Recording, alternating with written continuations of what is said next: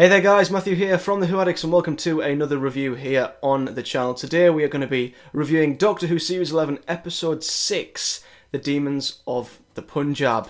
Now of course last week we had a little bit of a slump, a bit of a downer with the Tsuranga Conundrum, the first real dipping point in the series. Yeah. So let's hope that this week things pick back up again with another solid episode. So, what did we all think of this week's story?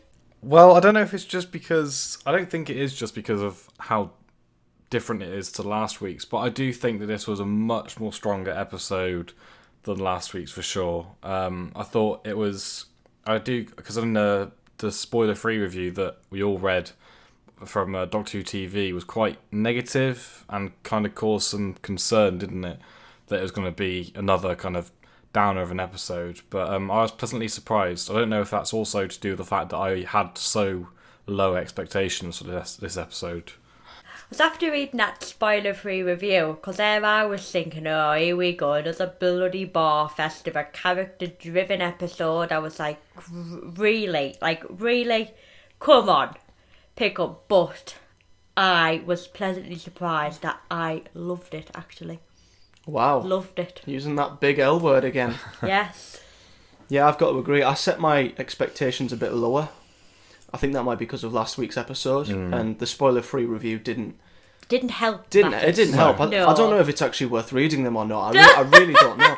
But yeah, I was a bit unsure because it sounded a bit like Rosa. Yeah. And we'd had that 3 episodes ago, and I thought, is this the episode that we really need right now? But I've got to say, I really, really enjoyed it. I thought it was a great story. Again, it was character based, so it wasn't like a big, massive, huge action-packed sci-fi episode. But it was another more character based, grounded episode, like Rosa, based around Yaz's family, of course. But as much as I don't think it was the episode that I wanted at that point, I really, really enjoyed this one. I think it had the perfect mix between characters with Yaz and her family. It also had a little twist and a little hint of another historical as well. Yep. Not as much as Rosa. And it also had a good twist on the villain as well. The villain worked in ways that I didn't really expect it to. So where should we start then? Should we just start with the overall story? Yeah, go on. What did you think of the fact that we went back to see Yaz's grandma? We had these demons. It was all based around, is it her granddad, is it not her granddad?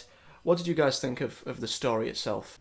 Well, you know that I kind of always was waiting for that little bit extra from Yaz, and in Arachnids in the UK, I feel like we didn't get quite enough of Yaz, but this episode definitely worked in terms of being able to focus completely on Yaz whilst also having a story in it, not just being about her, but going back, it was a good idea to go back and see, obviously, her relatives. So I liked that aspect of it.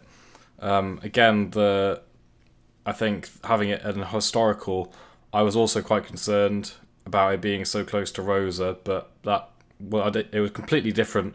Obviously, both the story, but also just the way that it was told. It was completely different. And the villain, I was quite surprised about because, I mean, it's difficult because this series, there hasn't been that many threats. And again, this episode is all the same. It doesn't really have a threat, but it felt like there was.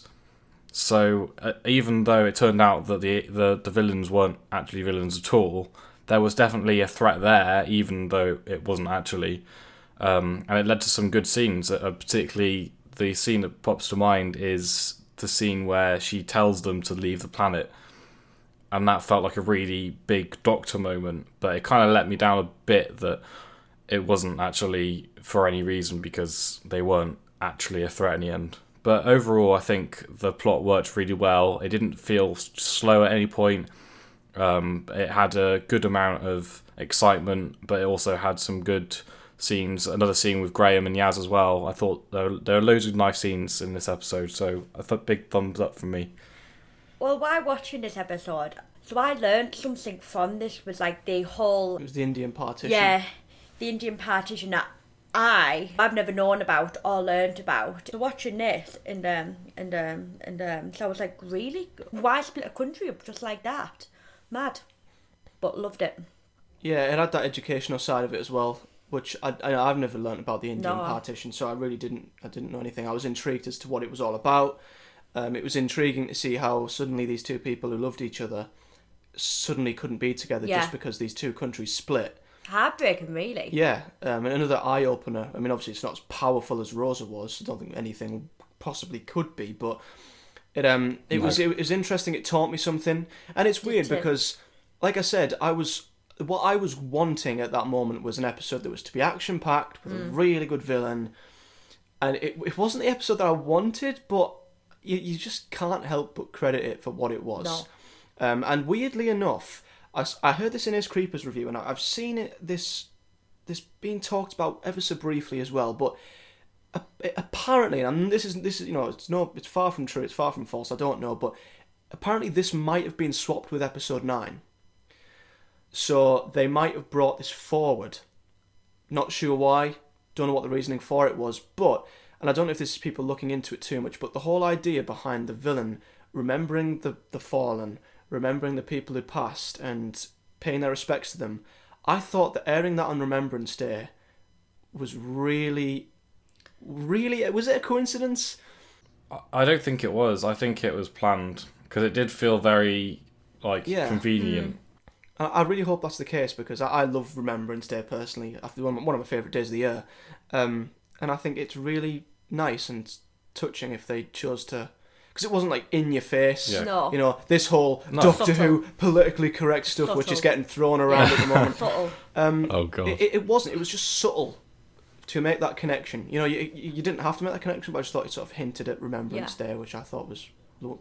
Yeah, and there was a shot of some poppies, weren't there, Yeah, at one point?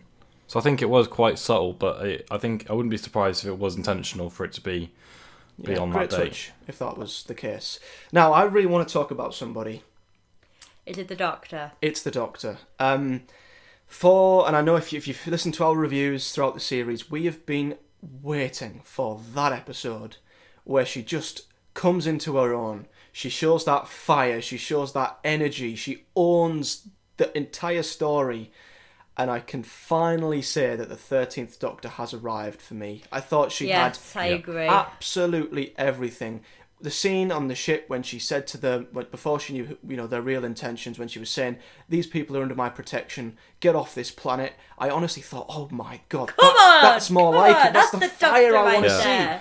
I want to see more of that. But she had quirky scenes as well where she was funny. She had nice heartfelt scenes where she was a little bit more toned down. There was the scene where her sonic broke, so she had to make this big, massive contraption of whatever it was, and I thought that was really nice. So I don't know if she just felt more well-rounded because this was meant to be episode 9. That doesn't matter. I am so happy to say that Jodie has arrived for me. She was brilliant this week. So is it a coincidence that like last season and in the Moffat era we had this that different writers so Veneer written Geordie better than so far than Chibnall has done for most of the series, and like because there I was on Sunday night thinking, well, hang on a minute. Because all this so was the same. So in the Moffat era as well, that in so different writers. So we're writing Capaldi a lot better. So the Moffat was. Yeah, that's true. Yeah, is it a concern? I don't know, but yeah, it's a bit, isn't it? Is it a I concern think the head writer doesn't even write the Doctor as well as the guest writers do. Yeah, it's a difficult one, really. I mean, I'm happy that I can't remember his name now. It's completely Vinay Patel. It is a coincidence, obviously, that maybe he's written the Doctor better in this episode than Chris Chibnall has all series, but it's great as well to see, and it's interesting that a writer can just step on board and write the 13th Doctor better than she's been written all series. I just thought she was absolutely fantastic. It's exactly what I've wanted from her. So yeah, I'm really happy. What about you, Jacob? Are you happy to see the 13th Doctor finally arrive?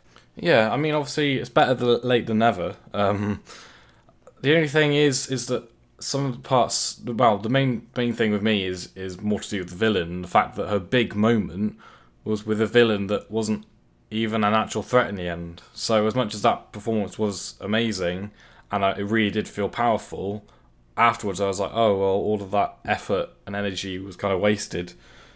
But it was definitely the Doctor that I wanted to see, for sure. Apart from the use of the Sonic in this episode, which seemed to be a little bit over the top and unnecessary. I completely agree. That was the one tiny little criticism I had in this episode. She seemed to have the Sonic out at every opportunity. Yeah. And would Too just, much. Yeah, it's not a big thing. It's not like it ruins an episode. No. I mean, it's not even like... Because obviously in some episodes in the past, like they've used the Sonic to fix the plot, to wrap it up quickly and get to the end of the plot. But this episode, it wasn't used to speed anything up, but it was just used pointlessly. Like, what got me was near the end when they're having the wedding ceremony, and then she uses the Sonic to make the piece of rope fall down. And I'm like, what? Why did she have to use the Sonic for that? I don't understand. So, yeah, I think the Sonic was just overused quite a bit too much for me this episode. Yeah, I agree. But that's a bit of a nitpick criticism, I know that, but it did annoy me. So what about you then, Liv? Because I know you pointed out quite a lot in the review that the Sonic did sort of get on your nerves a little bit. Do you know what it reminded me of? The Moffat era again, so was Matt Smith. Yeah. Always constantly using his Sonic all the time for every possible moment. Yeah. It's a difficult... I mean, to what level does it annoy you both? Because I'm sort of like... Is it something worth pointing out because it's just the Doctor running around with the Sonic? But it does irritate me a little bit. I don't know if it takes a bit of credibility away from the Sonic, the fact that she's not exactly used it to save the day. No, that's the thing. It's weird because that's what I'm used to, is it being used as a plot device. But it wasn't like used necessarily for anything major. It was just the frequency that it was being pulled out and used was quite. It felt really forced and unnecessary. I mean, it did have some good moments, like when the one guy called it a demon detector. He was like, "Oh, has your demon detector found them yet?" And I thought that was quite funny, but it just got to a point where I was just seeing it so much. She was using it for so many things that I don't think were really necessary. It just got a bit on my nerves. So the Doctor was amazing. Finally, she's hit the heights. She just needs to put the Sonic away a little bit. Yeah. So also another standout performer for me was Bradley Walsh again as Graham. Yeah, it goes without saying now, doesn't it? Every episode, he is continuing to deliver line after line that's funny, hard-hitting, emotional, just right. He is amazing. Absolutely amazing. Yeah. Yeah, credit to him this episode as well. Wow, it just goes without saying, doesn't it? Now he's just a brilliant actor, and he gets written really well. And his performances are really good. Yeah, he is just so likable. Like, when he knows that Prem's obviously going to die tomorrow, so then when he's speaking to him before his wedding, he just gets so upset. He has such like a human, relatable side to him, and you look at his little face when he's getting upset, and I don't know if it's because he knows Prem's going to die or it's making him think of his own wedding or whatever, but you just think, both. You just think, oh, God, love him. Yeah. And even when he had that scene outside with Yaz where he's just talking about, she's sort of a little bit down in the dumps, and he just sort of picks back up by saying, Yaz, look where we are. Look what we're doing with the dock. The dock. He's just like, we're in 1947. And the dock. Yeah, like all this unbelievable stuff's happening, but then it just sort of brings you back down a little bit and opens your eyes to the fact that, these guys, they are just human beings. Yeah. They are, they're brand new to this still, and they're still getting used to just this amazing adventure that no one else can do. Yeah, and I like that scene because it's quite often Graham and Ryan, so it was nice to see Graham just speak to Yaz on her own. Yeah. Just to give them some time together, just to kind of, I don't know, they just those two felt a bit out of the way, and then Yaz was lost on her own, but now she feels a bit more included. Yeah, I was going to mention Yaz because I am so happy that this episode has come round for her. I think it's done her character a world of good. I mean, Mandip Gill's a great actress. She really is. I don't think she's been given enough to work with as yet until now. But there have been people on Twitter saying that for an episode that is about her, she still didn't have much to do. Where do you guys stand on that? Interesting. I haven't seen anything about that. I mean, personally, No, I think... haven't. Personally, I think she had enough to do. Yeah, I, obviously she is the companion at the end of the day, so I don't think she had any more or less than the other companions did. And in terms of, like, obviously she was speaking to her ancestors at the end of the day, so I don't think she could have had any more to do, really. Yeah, I thought it was a fantastic story for her. I You know, did. she's faced with her, you know, young version of her grandma. She's obviously very tempted to just blurt things out, and you know, it's easy that she could easily just ruin history. Yeah. So the Doctor has to remind her. I think just because the companion isn't running around saving the day doesn't mean they're not doing enough. Exactly. Like they don't have to be doing that. That's the Doctor's job, if anything. Yeah, maybe we've just become conditioned to the companions being just ridiculously overpowered. And, Clara. yeah, maybe we've just become accustomed to that. You know, there's not only one, there's 3 of them to flesh out and give a part in the episode. Exactly. I'm glad Yaz has got this episode. You know, Bradley Walsh, Graham still had nice moments, as did Ryan. But you know, you can't have them at the forefront of every episode all the time. Exactly. So I thought the balance between the 3 of them was just right for this sort of an episode. Yeah. The villain, we've touched upon it briefly, but I think it's worth going into in a bit more detail. The villain, or the villains so far this series have been often criticised for not being mediocre, threatening enough. Yeah, they've been flat, they've been average, nothing special. And again, you know, I guess you could say, again, in a way that the villain, or who the villain was still not that, you know, unbelievably amazing. But for this episode, a bit like Krasko in Rosa, it just worked for me. Yeah. And I thought that the twist being with how the Thajarians, I think. The Thajarians, the twist on them not being the true villain, I thought was really clever, because throughout the start of the story, we just assumed that they were. We thought they killed the Holy Man. We thought that they were these horribly murderous creatures. But then there's that nice scene where it comes back down. We discover that they've lost their home planet. They've changed their ways. And in the end, a bit like Rosa, the villain in the end wasn't really that being. It was humanity, and it ended up being Prem's brother, who was just completely brainwashed into being against someone who's Muslim and someone who's Hindu, you know, being together. Yeah. So what did you think of how they worked with the villain and how the twist worked in this one? Well, I thought it works better than Krasko. I agree. Because Krasko was totally meant agree. to be an actual villain, I think. Even though, obviously, there was a whole racism thing going on as well. But he was meant to be a bad guy, and didn't really feel like it. And these guys felt like bad guys, and they looked like bad guys, and they felt like a threat more than Krasko ever did, I think. And so even when it was kind of revealed that, in fact, they're all misunderstood and they weren't a threat, I still think they were a good impact on the episode, for sure. Well, in Rosa, so I thought that Krasko was just pointless, really. So as a villain, Yeah. so there was nothing to him. But in this episode, it worked. So for the twist, so being his brother, so of all people. Yeah, it was a great twist. It really was, for a character who was a lot closer, who's been right in front of you the whole time, to be the actual villain. I thought it was really clever, because the whole mystery throughout the story was really clever as well. Because you obviously find out that this Prem isn't the guy in the photo, so instantly from that point, you know, I was hooked in the episode. It gave me something to hook you know onto. something's going to happen.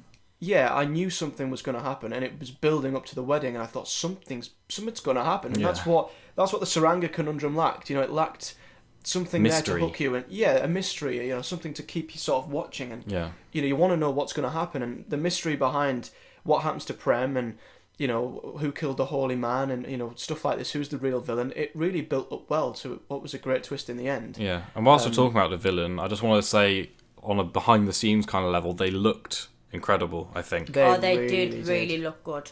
So props to, I think it's Ray Coleman, I think, is the designer. Or is it Holman? We met him at the festival. Yeah. All them years ago. Oh, yes, we did. Great guy. I think he actually went through his little catalogue with us and showed us Yeah. a few cheeky concept arts that never made it to screen as well, which was very nice for him. But A lovely man. So yeah, I was really impressed with how they looked in this episode.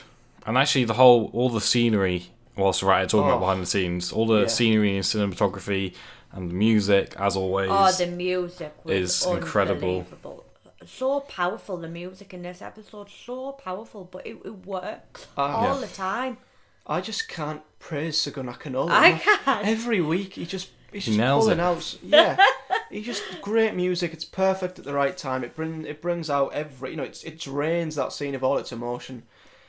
And one little touch that I'm sort of liking is that when the episode fades into the end credits, the music continues. It keeps you in that moment. Yeah. Like at the end of Rosa with that wonderful Rise Up song. Yeah. And then again here, it just sort of keeps you in the moment. You know, Yeah. the theme doesn't kick off and you're like, oh, well, there we go. But did you hear that it was actually the theme? Was it actually? Yeah, it was just a re-scored version of it. It's really subtle. It really feels like you're still in the episode, but if you listen carefully, it is the theme tune. That is really clever. So go have a Very listen. clever. It's really clever. Very nice touch indeed. Segun, you absolute legend. What a genius. Brilliant. Yeah, I love that. But yeah, again, and this is a given, just like Bradley Walsh, this series. The set design, the setting, the costumes, the production, everything looked fantastic. I think you can tell that the budget has Increased. increased. And I think, like everything else, the Tsuranga Conundrum was the one where they thought, yeah, we don't have money for this one. We'll save some for the finale. This one really did just use the most of everything that it had. Yeah. The setting, everything, the costumes looked amazing. So we spoke about the film, we spoke about the TARDIS team. What about the other characters? Because we had, of course, and I don't know the actors' names off by heart, we had the woman who played Yaz's younger grandma, we had Prem, we had his brother, we had a couple of other family members. What did you think of them? Because it's a mixed bag for me. I thought the younger version of a grandma, I thought she was fantastic. Yeah. I thought Prem had just as much acting as the wooden hut that they were sat in. I thought he was a little bit one-dimensional. He was just a bit monotone in scenes. And, the scene Not where agree really with that. he's faced with his brother who is about to shoot him, who's killed the holy man. He's brought the law in so that they can take his sister-in-law away or whatever, but his wife away. And he's just sort of stood there and has a tear down his eye, and he's just like, "What happened to you, little brother? I thought I knew you." And I was like, "Come on, man! You look at the situation you're in." Shot. Yeah, I do see where you're coming from. I mean, I think his brother was even worse for me in terms of acting. Yeah, if anyone. I think there was a bit of a mixed bag of acting in this episode. So I thought so compared to last week's crap of actors. Oh yeah, of course. Of actors. Yeah, of It's course. like And award-winning stuff in this episode compared to that. yeah, definitely, yeah. This episode's BAFTA worthy compared to Grammy. Tsuranga Conundrum, yeah. All the awards. I still don't think Last week's I still don't think the entire side cast were that unbelievable. A few people have pointed that out as well. I mean, I thought that he has this. I can't remember. Is it Umri? Was that her name? Her mother was good. The woman who played Umri was brilliant. It's just the two guys were a little bit. I mean, I thought his brother wasn't too bad. I sort of looked at him and thought, yeah, you're a bit of a dick, Hugh. Yeah, everybody But is. Prem, I just thought, the situation you're in. Well, Come on. He probably got shot and went, oh, well, here we go. I've been shot. Oh, well, what's going on? But, yeah, I just expected a bit more from him. But the scene at the end when he does get shot and the doctor walks away and she sort of flinches, it's in slow motion. Yeah. And Yaz, I mean, Mandip Gill, one thing I've noticed is the expressions that she can pull in her face are absolutely amazing. Like, she can tell and she can just show you a million emotions just by looking at the screen. yeah. So I thought that the final scene especially was amazing. It just built up so well. Really powerful. It was a good payoff as well. And hard-hitting. So, have we covered pretty much everything with this episode? Or is there anything else that you guys think are worth mentioning? No, I don't. That's mad, isn't it? Isn't it crazy how much shorter our reviews are when we don't rant? Yeah, when we're being positive, I don't have much to complain about, really. No, Someone said in the comment section of the Tsuranga Conundrum, it was they so said, funny. I remember reading a this. 50-minute video. We know where this is going. It's a rant when the Who Addicts upload a 50-minute review. Oh, yes. Oh, yes. Yeah. Overall, though, it's a much more solid episode. Yeah. I think I've got a rating now. So who wants to go first with their conclusion and rating for this one? You go first, Matthew. Oh my goodness, okay. You Go go on. first for a change. I thought The Demons of the Punjab was a solid episode, one I really enjoyed. I think part of that was due to the fact that I set my expectations a bit lower after last week. I thought the mix between a historical event and Yaz's family, all of that put together made for a great episode. I thought it was paced much better. It had little bits of action, it had nice subtle bits. No scenes felt misplaced like they did last week. Everything just sort of flowed a bit better. The Doctor was amazing. I'm so happy that she's finally sort of come into her own this week. She was exactly what I wanted all this time. The companions as well were great. I think it was nice to see that Yaz had her own episode this week that focused more on her, but the other two were still great. The villain, although not what I've wanted, and I still haven't had that villain that's truly made me go wow.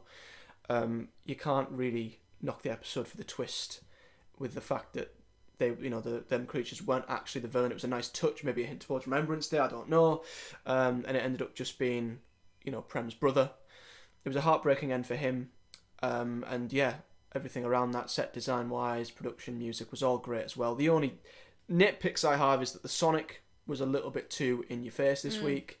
Would like to not see that getting used as much. Some of the side cast weren't perfect, but other than that, for what it was, I can't really knock it. So I'm gonna give it an 8 out of 10. I was gonna give it a 7.5, but I think just by talking about it, I think it's worthy of an 8.